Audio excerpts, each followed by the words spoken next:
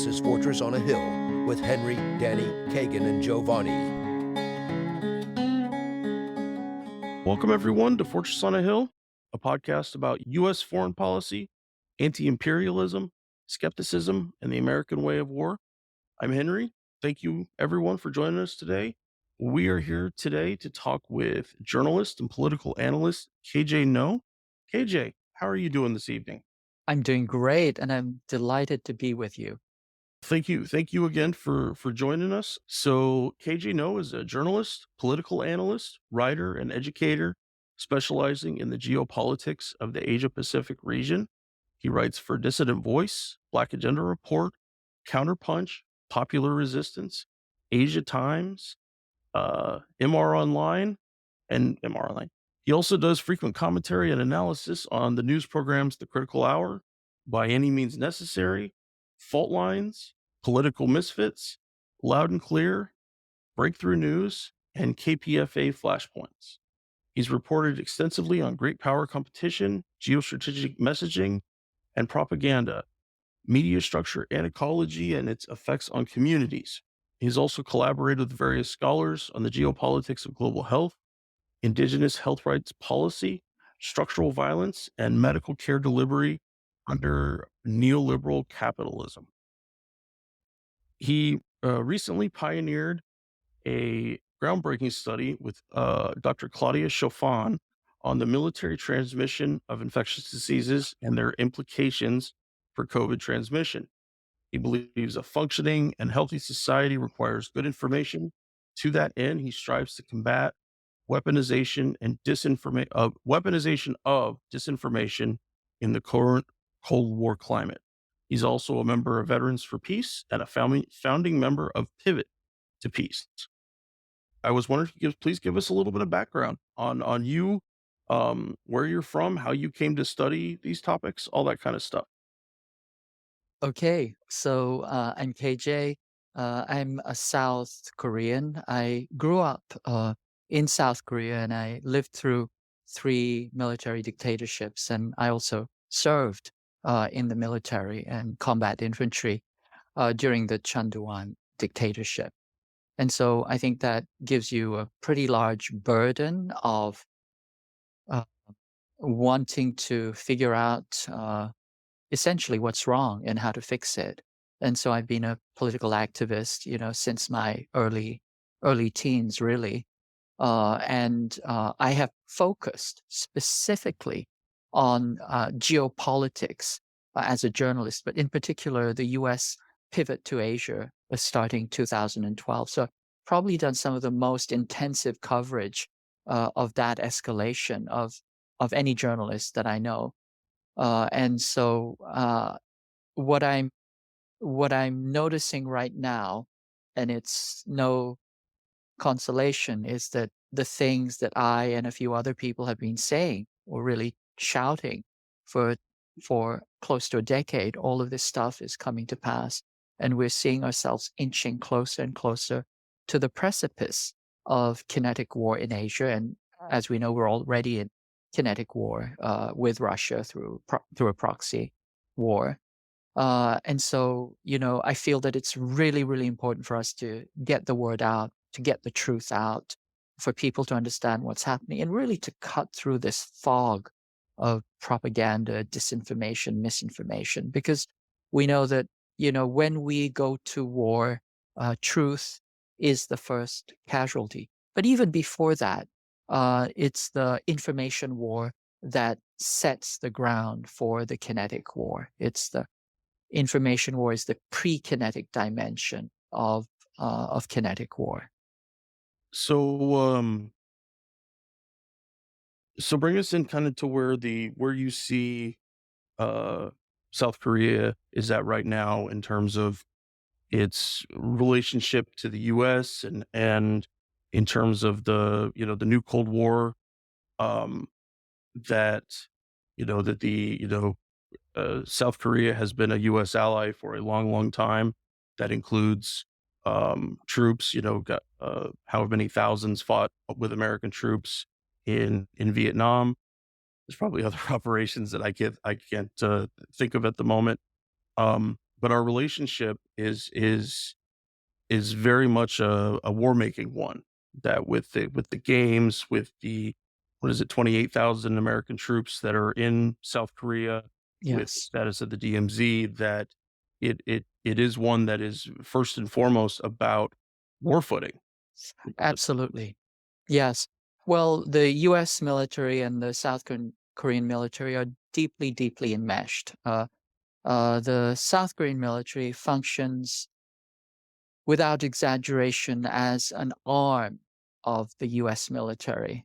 And what I mean by that is the United States still has OPCON, operational control, over the South Korean military, all of its facilities, all of its arms, all of its bases, the moment that it decides that it wants this. South Korea gave OPCON over to the United States in July of 1950, and it's never gotten OPCON back from the United States. In the 90s, the U.S.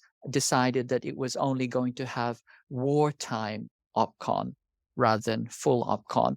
But this is like saying that you own the car when it's on the road, and the South Koreans can have it when it's in the garage. It Yeah, doesn't mean anything.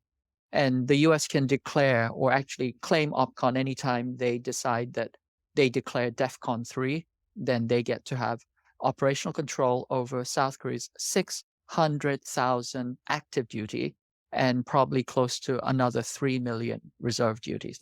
So that is an extraordinary firepower. It's actually the largest military manpower on the planet. And the US essentially gets that for free. The South Koreans pay the United States to have them stationed on their territory.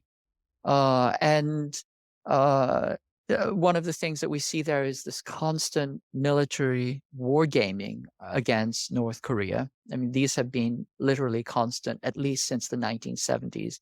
Team Spirit, and then they keep changing the names. And now we have twice a year, Ulchi Freedom Guardian and Toksuryeonsub. These are large war games. The last time before COVID, the larger war game involved about 300,000 troops conducted for weeks. So these are probably the largest, most threatening military war games on the planet. They're done twice a year. They're momentarily suspended during COVID and during the Trump era when there was a little bit of rapprochement with North Korea. But now the US is doing them right again, doing them in full intensity. And they just finished the fall war games, which are always timed to coincide with North Korea's harvest season. So North Korea is a very poor country. It's agriculturally hard to sustain itself. Only 15% of the land is arable, and that means all hands on deck when we do harvesting and planting. The US always times its war games to coincide with the planting season and the harvesting season. And so, North Korea has to divert manpower away, and soldiers do a lot of, the agricultural work as well. So they have to drop everything, man the barracks, and then, North Korea struggles, and then they get dragged through the coals for being food insecure, right? For starving their own people. So there's such a kind of, hypocritical and ugly dynamic that's going on. But U.S. conducts war games at least twice annually, although since August they've done nonstop war games. They've done 4 sets of war games, either with Korea and South Korea or with Japan, in the Philippines, and just in the Pacific. They've just been ongoing and nonstop. And the North Koreans have been very, very upset about this. They fired a few missiles. But the key thing to understand, and I don't think I can emphasize this enough, is that I'm assuming that among our audience, we have some Vietnam era veterans. many. And uh, those of us who, understand a little bit about the war, we understand that the carpet bombing, the napalming, the free fire zones, Operation Phoenix, all of these things that we saw in Vietnam, all of those things were prefigured and tested in South Korea before they were done in Vietnam. So I'm really talking about, the genocidal levels of carpet bombing. Conservative estimates estimate that 1 out of 5 North Koreans were killed in the war. If you look at the footage, read the footage at the time, the entire country was turned into a moonscape.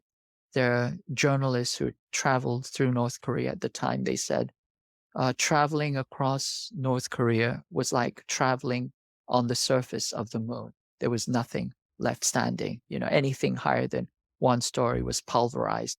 By January of 1951, the US pilots were complaining that there was nothing left to bomb, and still they continued bombing for another 2 years. And so, we're really talking about this kind of genocidal level of biblical, destruction. And when you have a country like that that has gone through that, and still they manage to claw themselves out and build a functioning society without going insane, or simply collapsing, which is usually what happens when countries are exposed to that level of violence. And then like every at least twice a year, they're subjected to these war exercises that are designed to trigger North Korea's collective PTSD. That is being done over and over and over again. And their demand since 1953 is, come on, let's cut this out. Can we have a peace treaty? Can we stop this belligerence? Or at the very least, can we get some kind of restraining order against this? Because they cannot tolerate that. And their response, their demands have fallen on, deaf ears. And so their response has been to prevent themselves from being destroyed, which is to build their own nuclear weapons. By the way, North Korea was threatened with nuclear destruction during the Korean War. Starting 1958, there are nuclear weapons on the Korean Peninsula until 1991. And then after 1991, they were removed. The tactical nukes were removed. And instead, the strategic nukes that were focused at the Soviet Union were pointed at North Korea. And so, the North Korean approach has been, if we can't get peace, and we've tried, and we can't get normalized relations, we are going to at least try and create deterrence and create a sense of security through that. But it's extraordinarily escalatory and extraordinarily dangerous. And just recently, Wendy Sherman and the Biden administration, they've come out and threatened North Korea with obliteration. Again, threatened them with complete obliteration. If they so much dare as to do anything really. And for the American people, that much in the same way that history with the current war in Ukraine did not begin this year, and it did not begin in 2014. But that's one big thing that we do, is we decide when history ends and begins. And Korea being known, and I think correctly labeled, as the forgotten war, that the damage that it caused, that the and what the people still have to live through, and it's a remarkable feat of spirit on the side of the North Korean people to be able to do that. And I will continue to see that in different ways, as far as U.S. hegemony and areas recovering, places, Iraq, Afghanistan, Vietnam, um, you know, uh, and we talked a little bit before we started about your study about COVID transmission among the military. And I would wonder about, does South Korea ever do any large scale testing of the soil and water or not water contamination, but like samples that are near U.S. military bases, in terms of to see how much of the firefighting foam and whatever other PFAS contamination is actually getting there? I would assume that it's very similar to what we have here. That if it's on the base or it's immediately adjacent to the base, where the pollution is all right there, and it affects everybody, even people that aren't affiliated with the military at all. You're absolutely correct. Anytime you have a military base, a U.S. military outpost with a certain footprint, you're going to get significant amounts of pollution. That's simply the nature of the military beast and the toxic materials that it uses and stores and carries. So, just most recently, um, in the middle of Seoul, the capital city, the U.S. had a huge garrison called Yongsan, where the Eighth Army was stationed. And it's a little bit smaller than Central Park. But if you can imagine a major metropolis like Seoul or New York, and if you can imagine that Central Park was a military base, that gives you a sense of what that is. Well, recently, the US moved the Eighth Army uh, out of Yongsan and they moved them down to Pyeongtaek, which is the idea was to move them out of the range of North Korean artillery, you know. And the South Koreans spent, if I'm not mistaken, close to 10 billion building the US, the world's largest overseas base for the US troops in Pyeongtaek, Camp Pacey. And uh, and just so that we know that our troops are being well taken care of. Camp Casey, Pyeongtaek has two golf courses, not one, but two golf courses. 2 golf courses.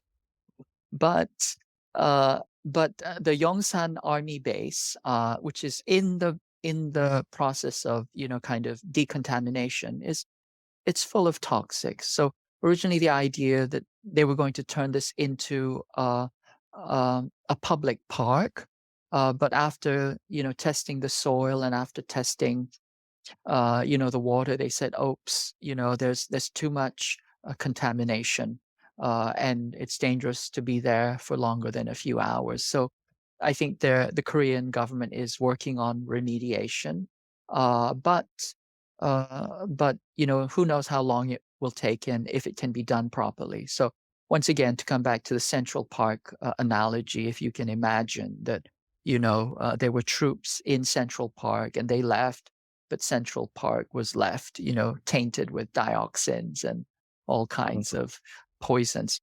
They were also doing bio warfare research in South Korea. There was a program called Jupiter, and it's supposedly for bio warfare detection. But they were sending live anthrax through regular mail or FedEx, and so just the level of danger and risk once again is extraordinary. But if we want to talk about cleaning things up, first I think it's a bad idea to have bases anywhere in general. But if a base leaves, I think there should be a real cleanup. And if a country leaves, a place where there's been war, for God's sake, clean up the mines. Laos is still. I mean, you can make a direct correlation between the mines in Laos and the poverty in Laos, where there are still millions of mines laid. Those are the poorest areas of the country, and also the places where children don't go to school because their parents have been blown up or maimed, and the children are working in the fields. So I think there's so much reparation and cleanup, and uh, you know, so much work to be done. KJ, a couple of things caught my attention. So I was stationed there. I was stationed there in Humphrey, and I was there doing that transition when they were actually, uh, uh, they actually had a plans and actually in construction. They were acquiring more land around. It was more land around it. There was also there were protests around that time, but that was around the time I was leaving when the big protests happened, where people were being displaced from the area to expand that base in Camp Humphrey. And that was the Korean government that paid for it, The correct? Korean government paid for that, and it also pays, if I'm not mistaken, I'll have to check my figures. It pays the US military another $1 billion a year just for the privilege of being occupied by U.S. troops. Oh, there's a book, but I don't know if if you've seen it, by Michael Hudson, economist. It's a book called Super Imperialism, where he Hmm. talks about that. He talks about that the host countries are usually the ones that are footing the bill for hosting a U.S. military installation in their own country. And if you think about it, there's roughly there's not really a concrete number, roughly from 800 to 1,000 military bases around the world in about 130 countries around the world, right? And if each of those countries are footing the bill, you can imagine, and a lot of those countries are important countries. You can imagine, what kind of industry this is, Yeah, absolutely. And then the other piece I'll add to that is the Pentagon has never passed an audit in its life, right? The Pentagon budget has never, ever been fully audited. They've never passed, an audit. And so here we have large amounts of money circulating, large amounts of money going to the military industrial complex, large amounts of money being paid by quote unquote the host countries that are essentially paying a protection racket. And then and then getting polluted and getting their land stripped away. And I think it's 170 countries if you talk about countries that have lily pads or operations in them. So it's a huge footprint. It literally is an empire, right? It is it's an empire of bases. And inside that, as you mentioned earlier with Camp Humphreys in Pyeongtaek, when they were expanding the base, um, that is traditionally farming land. And South Korea is not a big country. It needs every inch of farming land that it needs. Those were rice paddies. And there were farmers who were making their livelihood, through farming, through growing rice. And the Korean government, under the prompting of the US military, decided that it was going to expand a base, create the largest base on the planet. Currently, I think it's 3,000 acres. I mean, it's enormous. And so all of these farmers were being displaced, and they fought tooth and nail to retain their land, to retain their livelihood, to retain their dignity. And of course, they were beaten back and, throttled and taken out. Same thing with the THAAD, installation. Same thing, massive protests against that. It still happens. They're still protesting the THAAD military base, but once again, they don't have their own sovereignty. In fact, the previous president, Moon Jae-in, said that he was opposed to having THAAD on South Korean soil. And at that point, they were just plans. And after he became president, the South Korean military brought the THAAD missiles onto South Korean soil, installed them anyway, and they did not notify the president, who is the head of the army, right? They did not notify, the South Korean military did not notify the president of South Korea that they had brought in strategic weapons. And they were asked why. And they said, well, we discussed this with the US military, and we had a non-disclosure agreement with the US military, and therefore we did not feel it was necessary to tell our commander in chief. I think that gives you a sense of, how the system works in South Korea. I remember I think I was there when the presidency, when Roh Moo-hyun was elected around that time. I think it was in 2004, I Yes. believe it was. And I remember he was running on the platform of reducing the American military presence in South Korea. It was very popular among young people, and of you know continue with the sunshine policy, I believe it's called, Yes. to reach out to North Korea, and pretty much because the ultimate goal, my understanding is, reunification. Yes. And I remember I was with a South Korean soldier with the call of Katusa, the Korea Army Chief for U.S. Army. We were doing duty together, Mhm. and I was just in conversation with him. He was telling me that his dream is that he was a biker. He was telling me that his dream was that one day he'll be able to ride his motorcycle from one end of South Korea to the other end of Korea, so the whole peninsula. That was his dream, you know. Pretty much letting me know that he can't do that now because of the political divisions that there exist there. So can you because I remember that during his presidency, he was resisted a lot too by parliaments.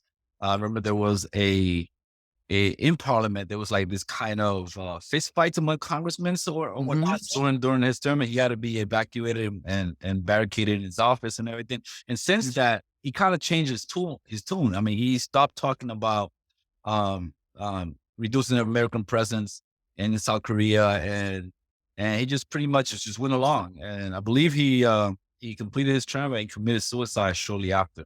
Can you tell Yeah. us a little bit about him? Yeah, no, this is a really important part of Korean history. It's also a very sad one. Roh Moo-hyun was he was kind of an extraordinary human being. Every few decades, there's kind of an extraordinary politician who comes along, and Roh Moo-hyun was a human rights lawyer under the military dictatorship of Park Chung-hee and Chun Doo-hwan. And that's saying a lot because there were no human rights. So to be a human rights lawyer and to be a labor rights lawyer is a pretty extraordinary thing. He grew up in a dirt poor family.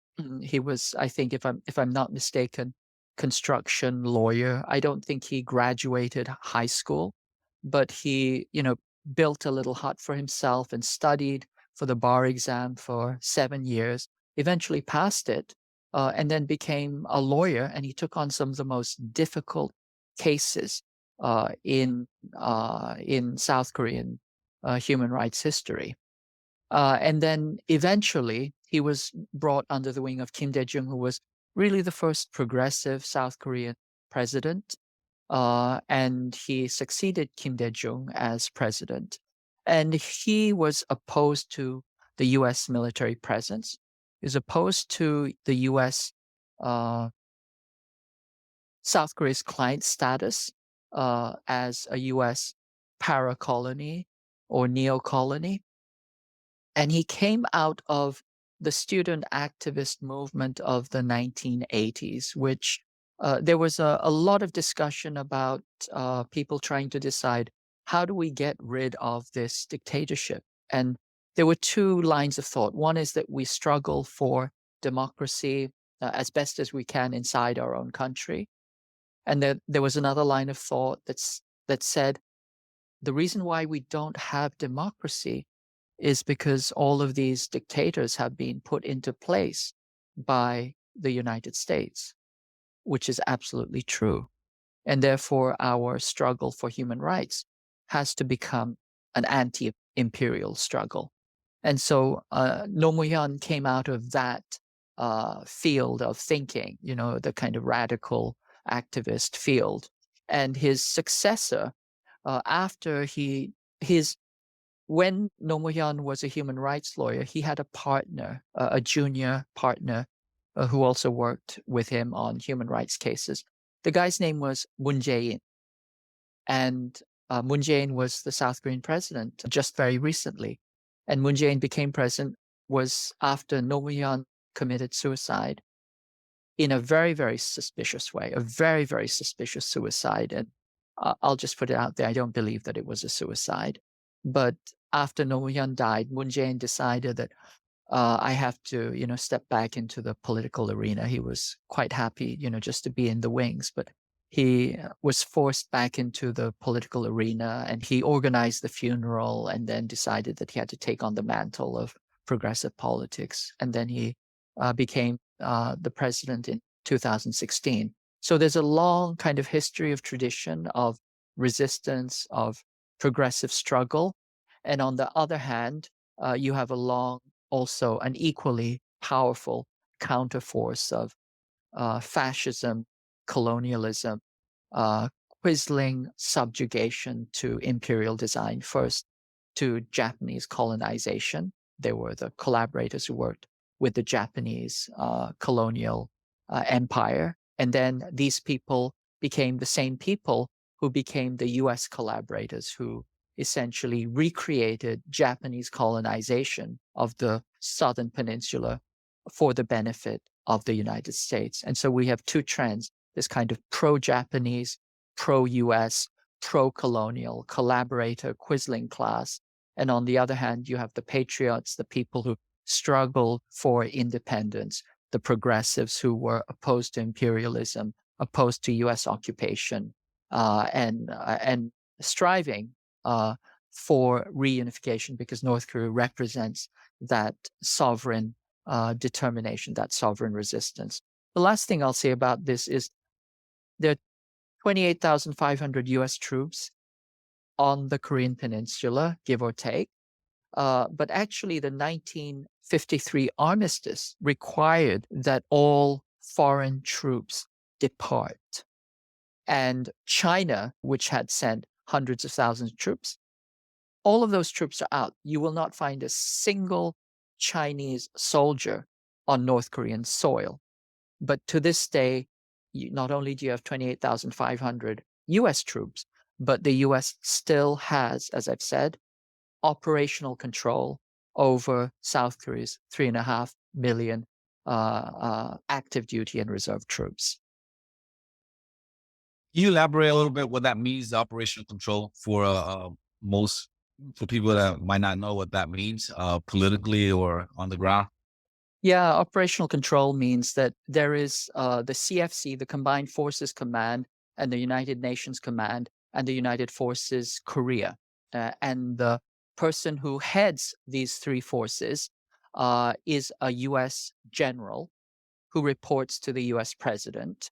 And the moment that the United States decides or declares DEFCON 3, it means that this general has control over all forces on the Korean Peninsula, including USFK troops, the CNC, UNC troops, and all South Korean troops. They're his army, his materiel, his bases, his capacity to do as he sees fit.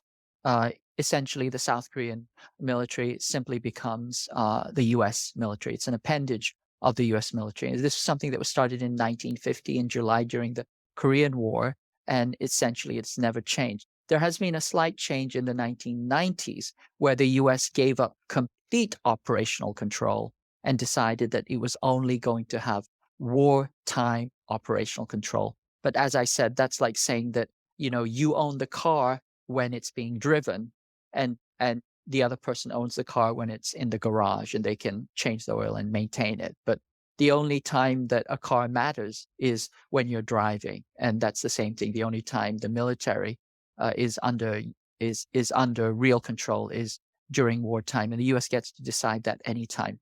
The reason why the US transitioned from total operational control to wartime operational control had to do with an incident in 1980, which is referred to as the Gwangju massacre.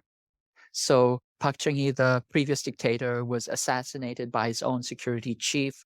Massive protests arose because the South Koreans were glad to be rid of a dictator, and they were hoping the country would open up and finally become a sane country, not under the boot heel of the military, a total garrison state under martial law. And these protests took on a strong. These protests erupted in a city in the south called Gwangju. And what the South Korean military did was they sent in paratroopers, first to bludgeon, then to shoot, then to massacre the protesters. And at the end of the day, there were somewhere in the range of 3,000 excess deaths that we assume were killed by the South Korean special forces and regular troops. They sent in something like 20,000 troops to put down these civilian protests. And the sticky piece of all this is that when you have operational control over troops, you also have operational control over where they go and how they're deployed. And so there's no way the US can avoid blame for this massacre of civilians by the South Korean military. That became extraordinarily inconvenient. And the US complains, oh, we didn't know what was going on. They were not under our OPCON at the time. But what we do know, and this is being revealed in, documents that have been released, is that the US released OPCON to the South Korean military. And here's the thing is it's like you have a dangerous pit bull and you release your pit bull, you take it off the leash. That does not release you from responsibility, especially if you know that pit bull is in the presence of, something that it's raring to go after. And the South Korea, is a very small it's a very small peninsula and it's bristling with arms and bases. There's no way you could allow troops to go from one place to another without reporting exactly on what is happening, where, who's going where, what kind of, material is being deployed, etc. So because of the embarrassment of the Gwangju massacre, the US decided, oops, this full-time operational control is embarrassing. Let's just say we have wartime operational control. But ultimately it boils down to the fact that the US has control over the South Korean military. It uses it as an appendage of US geostrategic force. During the Vietnam War, do you know how many South Korean troops served in the Vietnam War? How many? I want to say it's in the millions, wasn't it? It wasn't quite in the millions. It was 320,000, Oh. but it was still the second largest deployment after the US military. And after 1972, the numbers of South Korean troops were greater than the US military itself. And so the South Korean military has always been, the first to go, the last to know, right after the US military. They were right there in Afghanistan. Immediately, the US sent in troops. South Koreans were there. Anywhere the US sends troops, the South Koreans are not far behind. So those are hidden facts that most Americans don't even know. Most military people don't even know, because that's one of the things that really caught me when I got there to Korea. I was in Korea from 2003 to 2005, and one of the first things that when they picked me up from the airport and I got to Yongsan, that's where the in processing at. One of the first things that caught my eye was all those riot control guards right in front of the gate, and they're there 24/7. They're there. Rain, snow, sleet, they're there. And they just cover the whole entrance and whatnot. And also another thing that caught me is soldiers that have been there and they're kind of blissful is what you're just saying right there. They just don't have a clue. They've been there for a year and they've returned. Like my roommate was there, that was his fourth time in Korea, because it usually is a 1 year tour, and he had been there for a time, and they're just so blissfully ignorant of what happens outside those gates and what the Korean people goes through. Another thing that caught my eye is that each of those compounds, each of those bases, right, have this thing called a ville, which is bars, restaurants, shops, and everything, all catered towards the military, right? Because most soldiers, right, they don't drive. Most lower enlisted, they don't drive, so they have to walk everywhere or catch public transportation. So they just walk right off the base, and that's where they have all their amenities for them, right? All the fun and everything. But a lot of, you see a lot of foreign people there. You see they're owned by Korean owned, but you see a lot of Filipinos. You see a lot of, when I was there, you see a lot of Russians also working in those bars. But you hardly saw Korean civilians around there, Korean public. They seem to like to stay away from those areas. What is, can you explain to us a little bit, what is that relationship between civil society and, seeing and hosting this foreign military and seeing them every day, and how, what's that dynamic there? Yeah, that's a really good question. It's one of those things that nobody ever really wants to, look. They don't want to look under the rug, but it's exploitative situation. You're absolutely correct. Yongsan,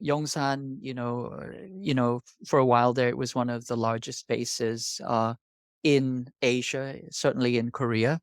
And right next to Yongsan, as soon as you go out, say Main Post or South Post, and you go up the hill, you're in Hookah Hill and Itaewon, right? And then you're looking at endless bars and prostitution, etc. Why do we have this situation? It was actually created and designed by the military dictatorship of Park Chung-hee, and even before then. And they're literally a continuation of uh, the comfort women system. The Japanese military would recruit or actually press gang, kidnap young women into becoming sexual slaves for the Japanese military. After the Japanese left, the South Korean dictatorship continued this system because they had been Japanese collaborators in the Japanese military. And then in the 1960s, Park Chung-hee was the dictator, military dictator at the time, decided that this is how we are going to build our country. This is how we're going to make money. And so they literally used young women as a kind of they created like this sex industry that was a way of gaining foreign capital. And those areas around military bases, they're a little bit like free trade zones. They're free trade zones for sex and entertainment. And it was largely understood that as a South Korean civilian, you were not supposed to be there. The only civilians you would see would be uh, you know, early on, young, impoverished women who, had no other means. Sometimes were tricked into into the trade, and then later, you saw Filipina and Russian and other women from other, poorer countries that had been trafficked into that, sex trade, and for South Korea, and we can see this as kind of a developmental process. South Korea, really was a way of uh, creating capital. Just like you had sweatshops where the South Koreans sold their hair and worked for pennies to build their economy. This camptown prostitution was considered to be an integral part of South Korea's economy. At one point, according to economists, it was about 25% of the South Korean economy, or at least 25% of the foreign income earnings of South Korea, probably from 1960 until the 1970s. And the Korean uh, government recently said that somewhere between something like 1 out of 3 women between the ages of 16 and 30 had been prostituted in their lives. So, it's just a horrific, it's a horrific way to develop a country. And it speaks to the extraordinarily uh, exploitative and violent nature of a military economy, a military dictatorship, and when a country decides to become that kind of a quisling state. Kind of reminds me of the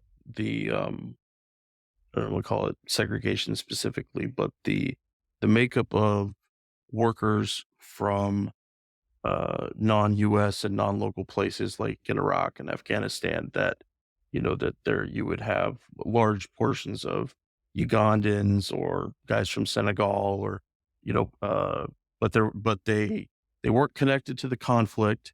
They weren't connected to the United States, but they had this this buffer area in there. And we knew that I know they're at pennies certainly comparatively in terms of the workers, but I always had those questions: is why didn't we have more Iraqis doing more of those kind of things? And we didn't want to see them.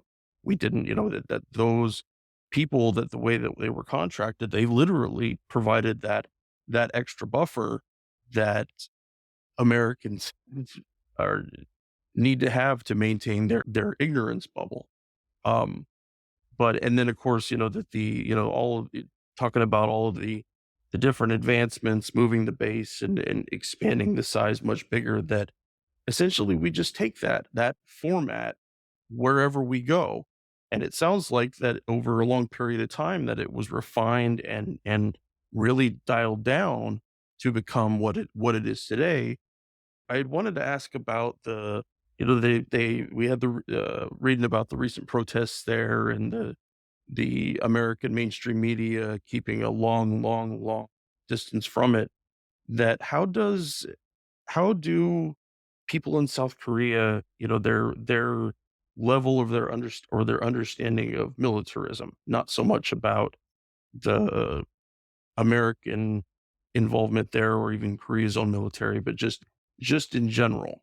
That is it something that people do discuss, or is it something that is not it's not so much of a concern, or that it becomes so toxic because if like in the US, if you talk against the military, then you're unpatriotic, you don't care about your countrymen, you're not, that there's all these different layers to it. I'm curious about how the Korean people deal with kind of that dichotomy. That's another really good question. One of the things I will say is militarism has so deeply soaked into the fiber of Korean society that it's considered simply part of a life passage. There's this South Korean K-pop group called BTS, and they're kind of supposed to be superstars. Right now, they all have to go into the military. Every single one of them has to do their military service, and they're not going to be doing the Elvis thing. They're going to be in the mud, crawling. And in the meantime, the K-pop fans will be, cooling their heels. So there's an expectation that that the military is something that everybody has to go through. It is such a deeply embedded part of South Korean culture. I would say Korean culture is not inherently militaristic, but in the post-Japanese colonial era, it turned into this extraordinarily Spartan militaristic society. And so, for example, South Korea has it has the largest standing military force in the world, if you include reservists. We're talking about 3.5 million. It's for the longest period, it was a garrison state up until at least the 1990s. It had until very recently, there was no way to be a conscientious objector. And so it had the largest number of people who had been imprisoned. I think 99% of people imprisoned for resisting military service were South Koreans. And somewhere in the range of, tens of thousands had been imprisoned. And once again, because the Korean War has never ended, simply going AWOL was actually considered desertion. And so, under certain circumstances, you could be shot, simply for leaving your post. There's an interesting set of interesting TV series on Netflix called Deserter Patrol, DP Patrol. And it talks about these South Korean troops whose job is to go back and capture deserters. And I think it gives you a good sense of what the South Korean military is like. But it has so deeply pervaded the Korean psyche and the South Korean culture that I think people don't understand how pernicious and dangerous it is. I mean, what that translates to on the ground is a kind of hyper masculinity, a hyper macho, the kind of authoritarianism, this inability to relate in genuine, authentic terms. as well as, the typical things like domestic violence, brutality. There's a Korean, comedy called Attack the Gas Station. It's a bunch of youth who decide they're going to rob a gas station. And it, is a little bit of a cult following. But if you watch, they try to rob a gas station. The gas station doesn't have money, so they decide they're going to run the gas station for about 10 hours and take all the money from the customers. And in the meantime, they take all of the employees of the gas station and they torture them. And if you watch the torture carefully, you realize that what they're doing to these gas station employees is they're making them do military drills. These are military, essentially it's military torture, but it's so kind of normalized. People see that and they think, oh, isn't that funny? How Quentin Tarantino? No. Any Korean who sees that says, oh shit, they're doing exactly, what I did or what they did in the military. So you mentioned that movie. I noticed that recently there's a popularity here in the United States with the Korean made movies. One of them, I think, The Parasite was one of them that I saw, and I found it very interesting because of the class differences that was there. Because when I got to Korea, for example, my uncle was in Korea before me. He was in Korea in the 90s, in the early 90s. And he was telling me the way he explained Korea to me, like it was like very impoverished and so, right? And like I said, my roommate had been in Korea 4 times, and he was telling me this last time when he was there, when I was there, he was like night and day from the other times that he was in Korea, like, how rapidly economically Korea so developed. When I got there, I saw Korea as this big, bustling, high, city, so, high standard of living, very, highways, nice cars, very advanced, right? And which is some parallels to where I'm from, Ocho, and I saw parallels there. I'm originally from Puerto Rico, and I saw how, and Puerto Rico had a lot of money, money was put in Puerto Rico in the 60s and 70s to kind of counter the Cuban influence in Latin America, which I saw the same way as to counter, North Korea. You put so much money in South Korea to make it more attractive and so forth, right? So going back to the movie of Parasite, that movie showed a lot of inequality within the facade of a prosperous South Korea. Can you elaborate a little bit on that? Yeah, no, these are such great questions. Yeah, you're absolutely correct. I mean, the class contradictions and the class exploitation are the fundamental thing you need to understand about South Korea's development.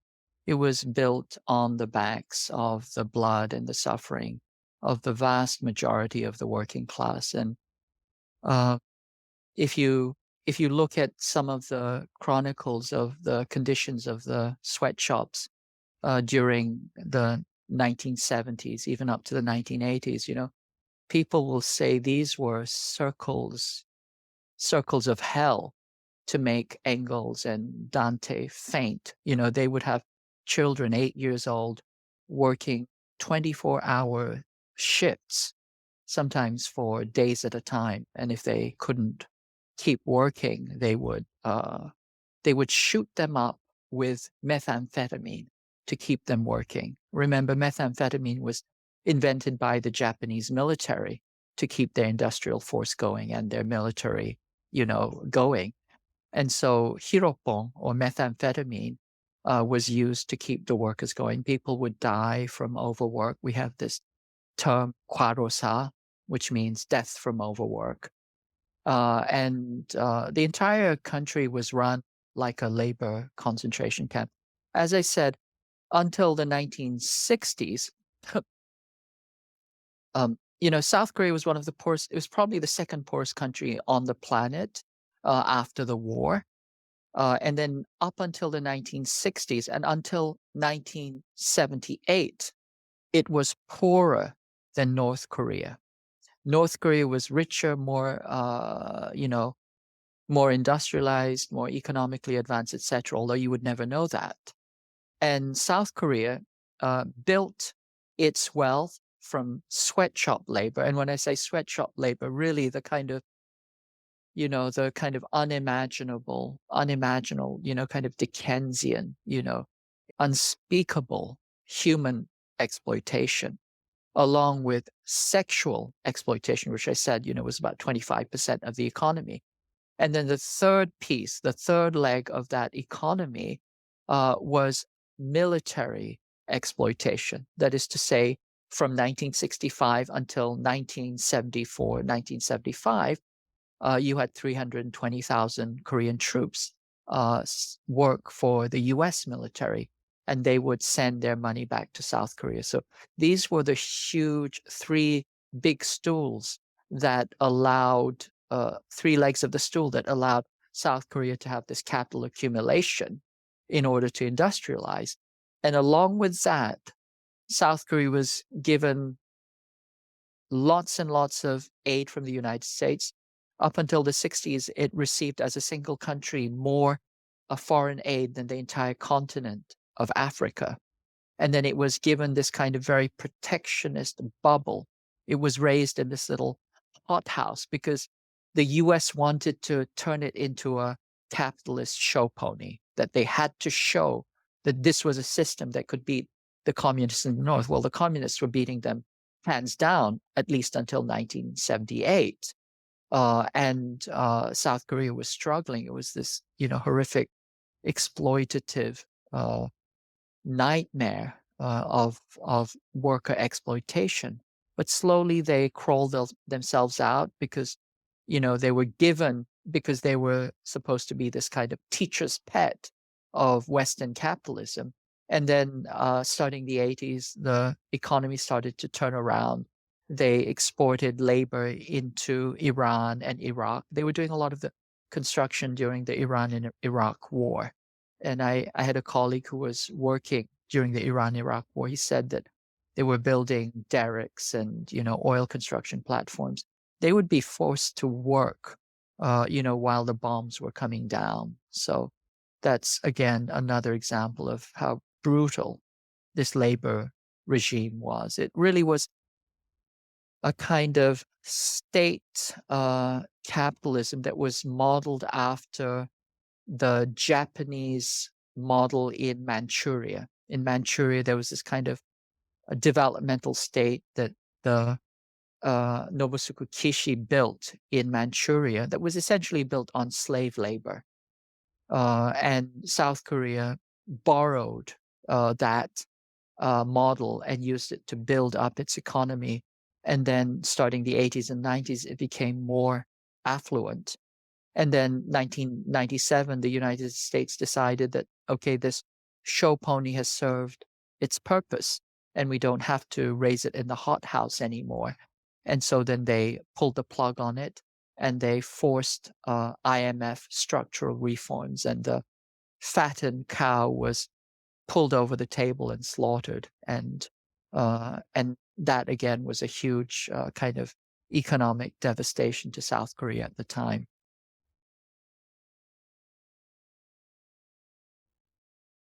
You mentioned North Korea, or North Korea being more prosperous and more industrious than South Korea until recently, right? Until the 1978, it was richer.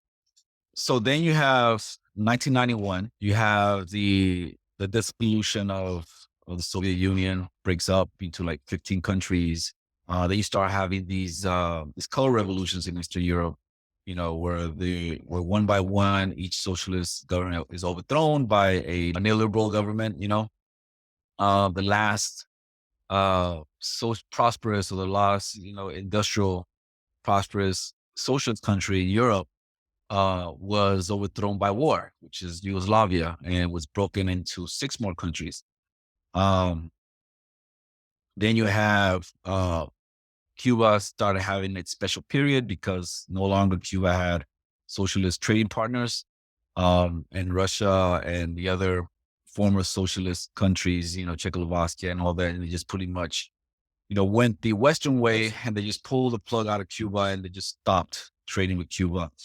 Um, North Korea started plunging and plunging as well in 1990s because of this geopolitical shift that was happening at the time. Enter comes Clinton. Bill Clinton comes in, and he has some type of rapprochement, or he has some type of a relationship with North Korea. Can you tell us how that goes? How that went? Yes. So once again, really, really great questions. The first thing I'll say is that, and just to kind of, pull back and look at the large historical perspective, South Korea was colonized from 1905 until 1910 until 1945 by the Japanese. As colonizations go, it's probably as bad as they get. They enslaved millions of Koreans, sent them to war, sent them to mines, sent them to Manchuria. Historians sometimes talk of the term the Manchurian Passage, similar to the Middle Passage, where millions of Koreans and Chinese were taken to Manchuria and worked to death in the Japanese industrial project to militarize, to create an industrial base for its war across the Pacific. But after 1945, South Korea was liberated. When it was liberated, the Korean population, which had been resisting the Japanese occupation, had thousands of workers' committees. And these workers' committees came together, worked together, and they decided that they were going to create a socialist state in South Korea. This was called the Korean People's Republic, and it was declared in the fall of 1945. So Korea was de facto independent, and it was de facto socialist, and it was a kind of indigenous socialism created by the patriots and the independence fighters, the resistance fighters against Japanese colonization. 2 American soldiers, cut the Korean Peninsula into half, decided the US was going to occupy the southern half, Russia was going to occupy the northern half. This became the 38th parallel. In the north, they continued this indigenous socialism. In the south, the US military government decided that that no way could they allow socialism to happen on the Korean Peninsula, that it would have a head start over any other place in the world. So they decided they were going to wipe out the Korean People's Republic. They made it illegal. They arrested all of its leaders. They banned the Korean workers' committees. They banned all the unions. Pretty soon, the South Koreans started to protest. You started to see protests in the thousands, the tens of thousands, the hundreds of thousands. And these were all brutally repressed through mass shootings. So you started to see the beginnings of what is essentially a genocide, not unlike what we saw in Indonesia, the Jakarta method. So essentially, it's a policy of politicide or genocide, killing off all the progressives and the socialists in order to establish a capitalist client state. Just prior to the breakout of the Korean War, the government declared an amnesty, and it said to everybody who was in the South, anybody who is, has progressive or pro-North or pro-communist tendencies, just come in, admit that you are. We'll put you through some re-education, and then we'll let you go, and we'll give you a general amnesty. And so they press ganged 300,000 people into signing up for what was called these education and guidance leagues, the Bodo Yanmeng.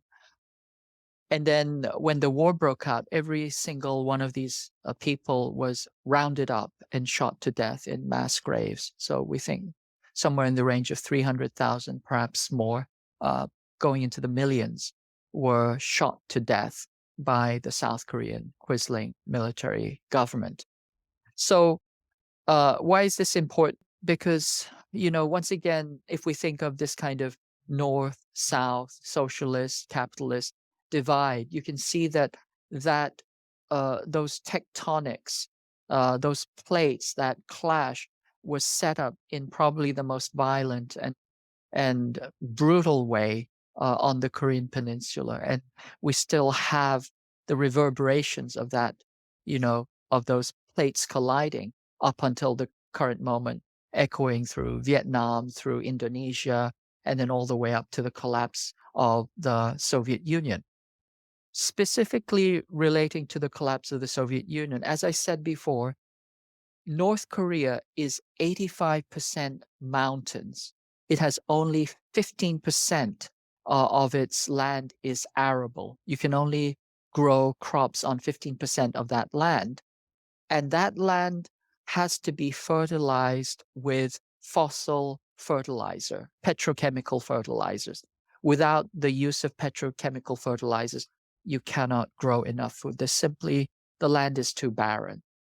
And so when the Soviet Union collapsed, North Korea, which has a border with the Soviet Union, it stopped receiving fertilizer, and it stopped receiving oil, which was what was necessary to power its industry and to grow its food. And as a result of that, North Korea started to go into a deep economic spiral and collapse. And under most circumstances, most countries would have simply given up. They would have simply collapsed. North Koreans didn't.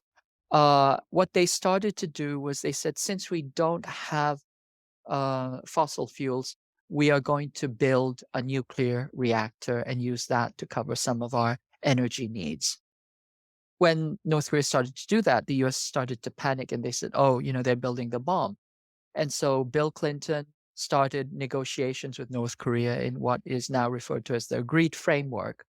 And the idea was that the United States would build North Korea a light water reactor where the fissile materials couldn't be turned into weapons-grade material. They would build 2 of them. And in the meantime, they would supply North Korea with fuel oil until some such time as the nuclear reactors came online. After signing this agreement with the North Korean government, within weeks, the agreement was dead on arrival. The US Congress, the Republicans, refused to endorse it. And so the US essentially did not give North Korea its reactors. It waited 8 years before it even broke ground on the first reactor. And the delivery of fuel oil was almost non-existent. It was spotty, non-existent. And after waiting, for almost a decade, North Koreans said, we give up. Clearly you guys are not playing. You guys are just, fooling with us. And that was actually admitted later. The idea was that, the Clinton administration's approach, what they call, which is now referred to as strategic patience, it was a collapsist doctrine. The idea is that if we starve North Korea at the same time that we throw out this little, throw some breadcrumbs at them, eventually they will collapse. Well, the North Koreans didn't collapse. I mean, they went through what they call the arduous march, horrific times. If you can imagine, I mean, Cuba, has rich soil, and it's, in the Caribbean, so it has a capacity to at least do its own, a certain level of self-sufficiency with organic farming. North Korea didn't have that. It's barren, mountainous soil in a cold climate. And so the West was expecting North Korea to collapse. But the North Koreans didn't fall. They didn't collapse. They decided they were simply going to continue their way, started their own process of building weapons and tightened their belts until they couldn't tighten anymore. And now they're still here, kicking and screaming, but still around. North Korea is the longest existing socialist state on the planet. It has outlasted the Soviet Union. It has outlasted China. It's still around. And under normal circumstances, if it hadn't been threatened with existential annihilation and forced to struggle for every inch or for every breath, I think that it would actually be a rich and prosperous country. Certainly that was the case until 1978. The British economist Joan Robinson talked about the Korean miracle, and she was talking about North Korea, not South Korea. So I think it would have been very prosperous and wealthy. And without the interference of the United States, I think North and South Korea would have been unified a long time ago, and they would become, their own prosperous, confederation. But up until the present moment, starting with the moment that the U.S. took a National Geographic map and drew a line across the 38th parallel, until the current moment, the U.S. has been the greatest obstacle to peace and reunification on the Korean Peninsula. And the United States needs North Korea, and it needs that escalated tension, not simply for Cold War reasons, but North Korea is being used as a stalking horse for the containment and the escalation of war against China. Absolutely. And what you said there is like there's parallels with the with what happened with Cuba with the Helms-Burton Act, where after the dissolution of the Soviet Union, then the Russians under first Gorbachev, the Yeltsin, then this approach to the United States, pretty much subordinated themselves to the West, and broke ties with Cuba. Then Cuba at the same time, the Clinton administration, right, pushed for what we call the Helms-Burton Act, which was making sanctions against Cuba kind of permanent. It's legal now. It takes an act of Congress to abolish the sanction. And the idea was the same. The idea was to strengthen the screws on sanctions on Cuba. So, given that Cuba doesn't have the socialist bloc anymore to trade with, and just see it's collapsed. And like Korea, it hasn't happened on Cuba either. I want to move to something else. I was watching a video by, have you seen the podcast Left Lens with Danny Haiphong? yes, and he was Yes. he was interviewing this young woman named Janice Jin, and she is from the Asylum Seeker Advocacy Project. And she mentioned they were talking about this popular North Korean woman here in the West, United States, named Yomi Park, and she gets a lot of interviews and a lot of a lot of interviews and how horrible conditions are in North Korea. People have to push trains and all kinds of stuff, right? But she said something. Jana said something that really caught my eye, is that she talked about the asylum seeking industry, or complex. The asylum industry complex. I think that's the way she worded it. Yeah, so this is really important. South Korea considers everybody on the Korean Peninsula to be, quote unquote, their citizen. So if somebody from North Korea comes to South Korea, they are considered to be a South Korean citizen. And then they're given benefits and they're integrated into society, etc. That's the idea. And originally the idea was really a kind of propaganda project, right? So from time to time, somebody from North Korea would defect to South Korea, and then they would trot them out. And in exchange for denouncing North Korea and spinning stories about how horrendous it was, then they would be given benefits and all kinds of privileges. And then during the arduous march, a lot of North Koreans did leave North Korea. And North Korea has very porous borders with China. Essentially, you just walk, you either cross the river or you just walk across the border. And so a lot of Koreans would go into China. Some of them eventually found their way into South Korea. And the key thing to understand is that the majority of them were economic refugees. They were not political refugees. They were not particularly seeking asylum.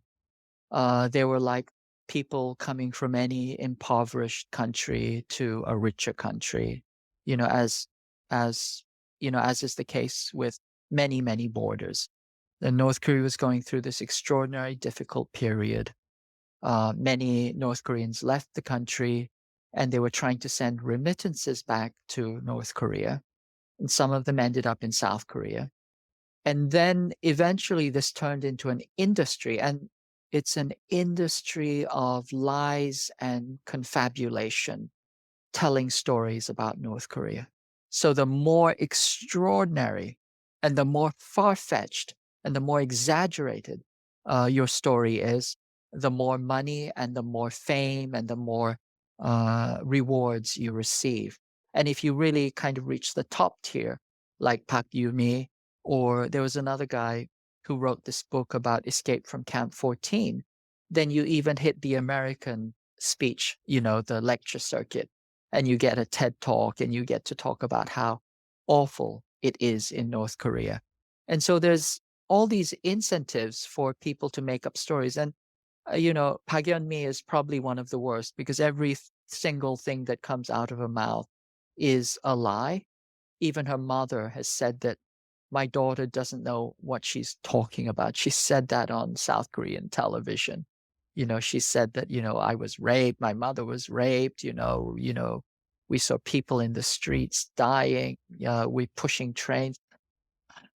Just things that are so absurd that anybody, with two neurons, would think that, that's not right. But Park Yeon-mi is going around, telling these lies. This guy who wrote the book Escape from Camp 14, it all turned out to be lies about this labor camp.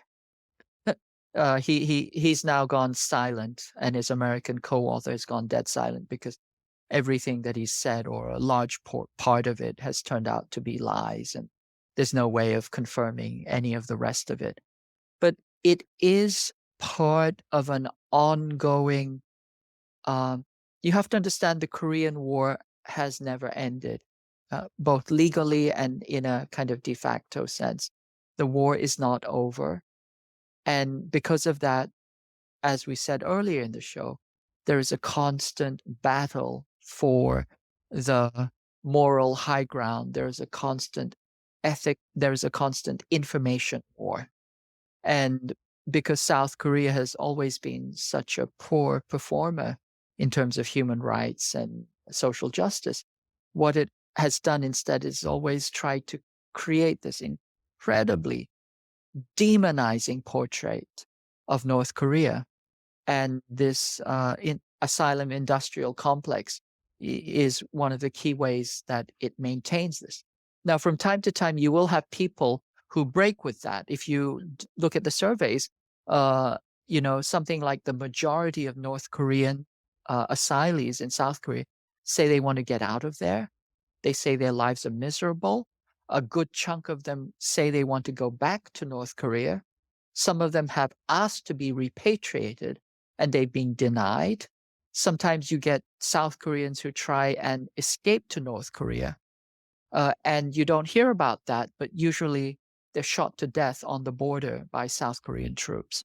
So, a few years back, there was some people who were having medical issues. They wanted to go to North Korea to get medical treatment. They were shot dead on the border.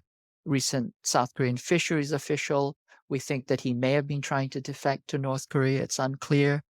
And so there's an entire industry of deception where up is down and black is white, and it's part of this ongoing information warfare, which simply attests to the fact that North Korea and South Korea are still at war because they are still a proxy war. South Korea is a proxy warrior for U.S. geopolitical interests. One last thing, KG. So given this, we're talking about Korea, well, in the geopolitical sense, right now we're seeing huge rifts, huge changes in the geopolitics. We're seeing with this war in Ukraine, which is a proxy war, NATO proxy war against Russia. There's a lot of shifts going on. Things are kind of shaky, tectonic plates moving. How do you see situation in Korea going on. You know, that Korea has been a united peninsula, united society for so much longer than it has been separated. Do you see anything in the future of this coming to a close, this chapter coming to a close, and how this shift, this tectonic shift going on around the world, how would this affect the politics in South Korea and the Korean Peninsula? In the short term, it's going to be very, very risky. It's going to be very, very dangerous. As you point out, the world is shifting from unipolarity, that is to say, US hegemony, to multipolarity. And those shifts are happening on the Asian continent because traditionally the global imperial colonial powers controlled the seas. They were naval powers. And in the 20th and 21st century, the power is shifting to land-based powers, and in particular to the powers that are centered in the Eurasian continent. I'm talking about Russia and China. And so the center of gravity is moving from the Atlantic West to the global South as centered in Eurasia. US has been aware of this. Starting from the fall of the Soviet Union in starting 1991 onwards, the US had a plan to maintain control of the planet. And they wrote this up in the 1991 Defense Plan and Guidance document, which became the project for a new American century. And this project for a new American century was, we are the globe's sole power. We give ourselves the right to exercise our unipolar power wherever and whenever we see fit. We want full spectrum dominance of the planet, and we give ourselves the right to wage preemptive war against any country. And more than anything else, we have to prevent the rise of a regional power that would challenge our supremacy. That was written into doctrine, and it came down through Paul Wolfowitz into the Project for the New American Century, became the Bush Doctrine, which became the Obama Doctrine. In the Obama Doctrine became the Pivot to Asia, which was an explicit plan to contain and roll back China. And this became the Trump Doctrine, and it is now the Biden Doctrine. So there is this plan to encircle, contain, roll back, take down China, prevent it from developing, prevent it from challenging the United States superiority, economic superiority, and essentially to put it back into its place as a part of the global capitalist structure, as an extractive subordinate inside that structure. When the US says that China is a threat, that's what they mean. They're saying it's a threat the way that Cuba is a threat, the way that Haiti is a threat. It's a threat because it will not stay in its subordinate position. And that is a threat to our notion or our worldview, the way that we want hegemony. It's as if you have a parasite and a host. And when the host tries to detach the parasite from its skin, the parasite will see that as an existential threat. The global West is parasitic on the global South. The capitalist apex, it has sucked out, according to certain estimates from 1960, $150 trillion, from the global South. Anytime you look at the economic exchanges, you see that there's this constant extraction of wealth, of resources, of energy from the global South, including human energy, fossil energy, etc., etc. Only a half dozen countries have broken out of this colonial extractive relationship to become developed after 1945. They are South Korea and Taiwan, but they don't really count because they're capitalist show ponies raised in a hothouse. You have Singapore, which is sui generis, a city-state. You have a few tax havens, and then you have a few petrostates. Those are the only countries that have shifted from absolute colonial poverty into a developed world status. in the global South. The one exception to that is China. China has developed on its own terms. And originally, the US engagement with China was actually a regime change plan. They believed that if they engaged with China and made it liberalized, eventually they could do what they did to the Soviet Union, essentially dismember it, turn it into a capitalist neoliberal state that they could plug and utilize and exploit at will. The Chinese didn't let that happen. And they pushed back, they prevented that, and therefore now they're being labeled as authoritarian. Authoritarian is simply a code word for not submitting to US hegemony. And because they've developed on their own terms, they've become a center of gravity for the rest of the global South to develop as well.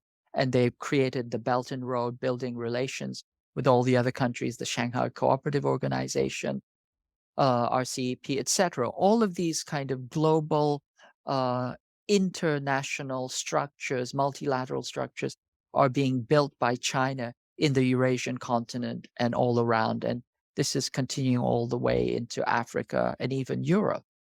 And the US sees itself existentially threatened by the rise of an alternate pole of power, which says to the world, you don't have to be capitalist. You can be socialist, or you can be market socialist, or you can develop on your own terms. You don't have to be a subaltern, subordinate partner to the imperial machine and its extractive exploitation. And you can have peace and you can relate to other countries as equals. And this is what the Chinese model is showing.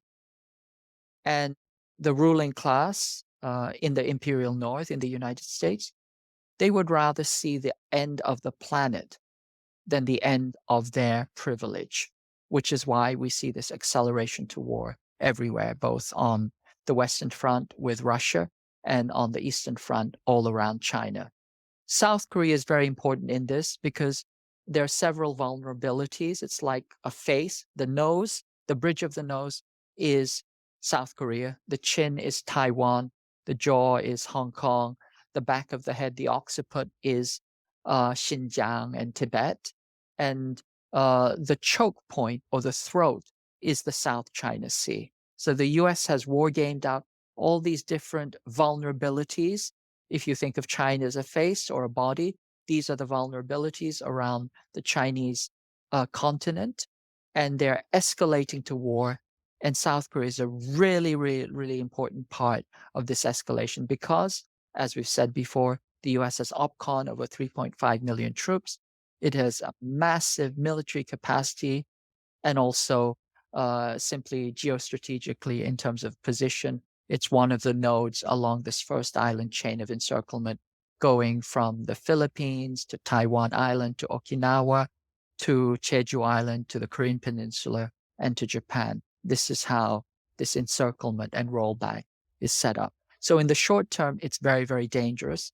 North Korea could be a trigger point. But over the long term, the Chinese approach is simply, let's keep our balance. Let's not react. Let's continue to work for win-win, mutual development, mutual cooperation, and mutual security. And I think over the long run, if the US does not provoke China into war, over the long run, I think the other countries will see the value of creating and going along with this multilateral, multipolar world. And if that happens, then we have a chance. If it doesn't happen, I think we're looking at world war and potentially nuclear war. And I think what we can do in the imperial north, in the United States, in the belly of the beast, is to give the chance for other countries in the global south to develop their own way and to stop our own military and the US government from trying to press gang, escalate, create war, provoke war, and subjugate and do color revolutions and constantly interfere and abuse the global south. If we back off and give the rest of the world a chance, I think we have a possibility for peace and development and, even sustainable development. Well, I think that's a good place for us to wrap it up for this evening.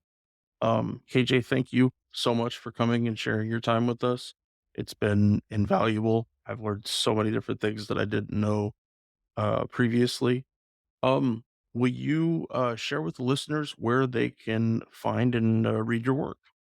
They can go to Counterpunch, Monthly Review Online, Asia Times, uh, Dissident Voice, Counterpunch, uh, LA Progressive. I write in, you know, Black Agenda Report. I write for a lot of progressive magazines, websites. They can also see some of my work on Pivot to Peace, which is a website dedicated to improving relations between the US and China and telling the truth about, this escalation to war. And then I'm also quite often I'm on the shows such as Critical Hour and Any Means Necessary on podcasts and on the Sputnik uh, network. Okay, it's been great talking to you. I mean, I can conversate with you like for hours, for many more hours. Like I said, we exchange emails. Or we're part of the same Korea Peace Initiative, and so I get to read what everybody's trafficking. But it's the first time I actually sit down and have a conversation with you. And like I said, it's been great, and you did clear up a lot of questions I had while my experience in Korea. You know that was that pretty much explained it to me. But yeah, great. I mean, it's been a great honor to be here with you, and and I'm sure that our listeners, will come out, with a better perspective of what's going on outside the American borders, and geopolitical, and see that we are part of a larger world, and there are a lot of things moving. And here, like you say, we're in the belly of the beast. Here we're where we're supposed to be, and here is where we can make the change that, to to navigate this terrain that we're in right now. Absolutely. Yes. And it's a real pleasure to be with you. I really appreciated your questions, the dialogue, the richness of our co co-thinking around these issues. And once again, I just want to say it's so important for us right now. Critical moment. We all have to work for peace. We have to prevent our empire from escalating. And I think the best thing for us right now is to try and prevent this escalation. So let's all work for peace, and despair is not an option. No, absolutely. Absolutely. Great closing words. Um, so thank you again, KJ. I hope that you will come on the podcast again. You sound like someone that would be a great person for our episode 0 series, like you and I talked about before we started. And thank you everyone for joining us today, listening or watching, however you are, and we'll hope you take care. See you next time. Money is tight these days for everyone. Penny pinching to make it through the month often doesn't give people the funds to contribute to a creator they support. So we consider it the highest honor that folks help us fund the podcast in any dollar amount they're able. Patreons is the main place to do that, and for supporters who can donate $10 a month or more, they will be listed right here as an honorary producer, like these fine folks: Fahim Shirazi, James O'Barr, James Higgins, Eric Phillips, Paul Appel, Julie Dupree, Thomas Benson, Janet Hanson, Daniel Fleming, Michael Karen, Ren Jacob, Howard Reynolds, Rick Coffey, Scott Spalding, Spooky Tooth, and the Status Quo podcast. However, if Patreon isn't your style, you can contribute directly through PayPal at paypal.me/Fortress on a Hill.